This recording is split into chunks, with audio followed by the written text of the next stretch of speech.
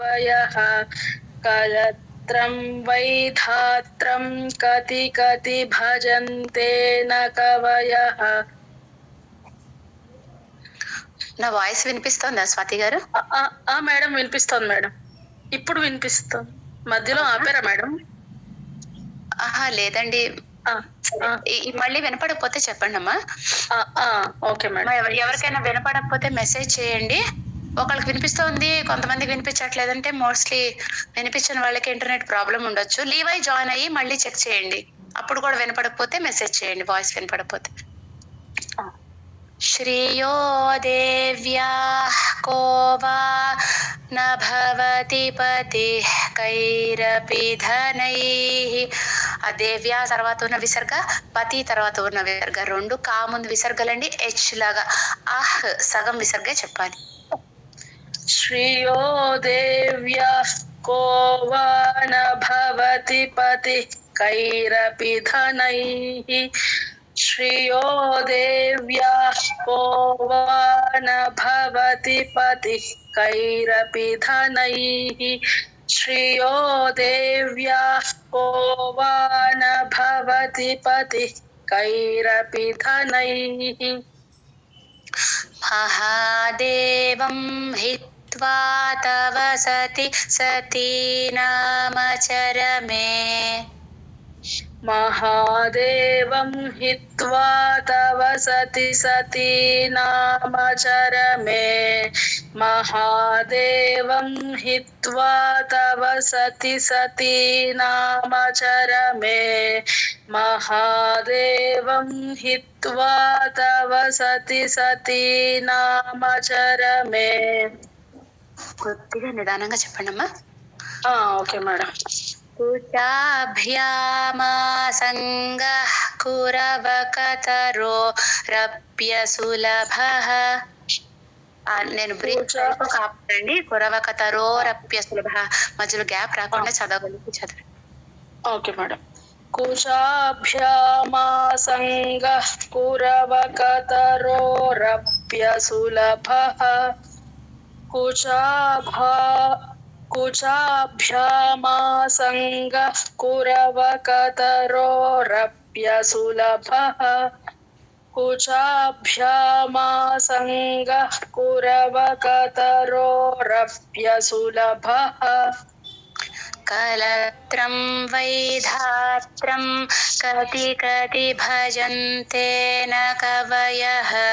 श्रियो देव्याः को वा न भवति पतिः कैरपि धनैः. महादेवं हित्वा तव सति सतीनामचरमे. कुचाभ्यामासंगः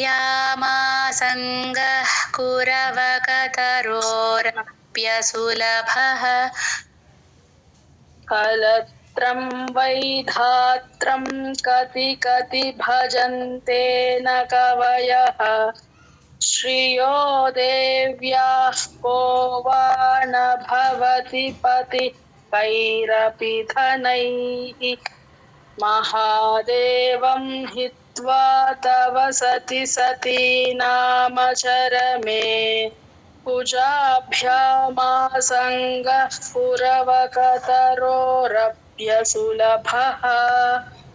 कलत्रं वैधात्रं कति कति भजन्ते न कवयः.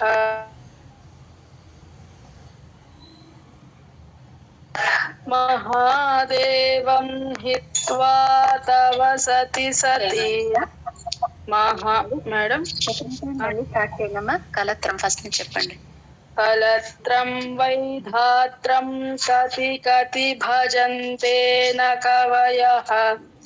శ్రియో దేవ్యాః కో వా న భవతి పతిః కైరపి ధనైః. महादेवं हित्वा तव सति सतीनामचरमे. कुचाभ्यामासंगः कुरवकतरोरप्यसुलभः. कलत्रं वैधात्रं कति कति भजन्ते न कवयः. श्रियो देव्या को वा न भवति पतिः कैरपि धनैः महादेवं हित्वा तव सति सती नामचरमे कुचाभ्यामासङ्गः कुरवकतरोरप्यसुलभः कलत्रं वैधात्रं कति कति भजन्ते न कवयः श्रियो देव्याः को वा न भवति पतिः कैरपि धनैः महादेवं हित्वा तव सति सती नामचरमे कुचाभ्यामासङ्गः कुरवकतरोरप्यसुलभः कलत्रं वैधात्रं कति कति भजन्ते न कवयः श्रियो देव्याः को वा न भवति पतिः कैरपि धनैः महादेवं हित्वा तव सति सति तव सतस् महादेवं हित्वा सॉरी मैडम महादेवं हित्वा तव सति सती नामचरमे कुचाभ्यामासङ्गः कुरवकतरोरप्यसुलभः कलत्रं वै మేడం కొంచెం నిదానంగా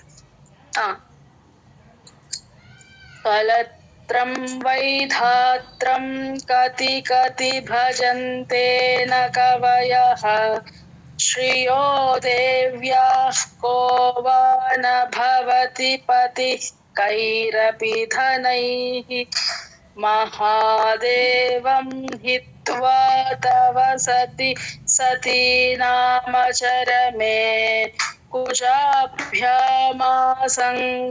कुरवकतरोरप्यसुलभः कलत्रं वैधात्रं कति कति भजन्ते न कवयः श्रियो देव्याः को वा न भवति पतिः कैरपि धनैः महादेवं हित्वा तव सति सती नामचरमे कुचाभ्यामासङ्गः कुरवकतरोरप्यसुलभः जय गुरु गिरामाहुर्देवीं गिरामाहुर्देवीं गिरामाहुर्देवीं गिरामाहुर्देवीं द्रुहिण गृहिणीमागमविदो ద్రుహిణ అని ద్రు ఉకారం రావాలి ఇక్కడ. గృహిణి గృ ఉకారం రాకుండా గృ మధ్యలో చెప్పాలి.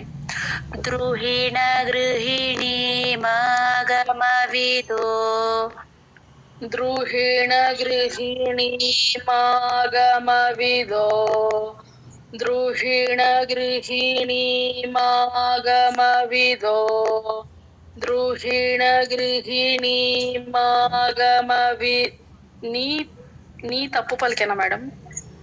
కరెక్టే అమ్మా, చెప్పండి. ద్రుహిణ గృహిణి మాగమవిదో హరే విసర్గ పా ముందు విసర్గ అండి, ఎఫ్ లాగా చెప్పాలి. హరే పత్నీం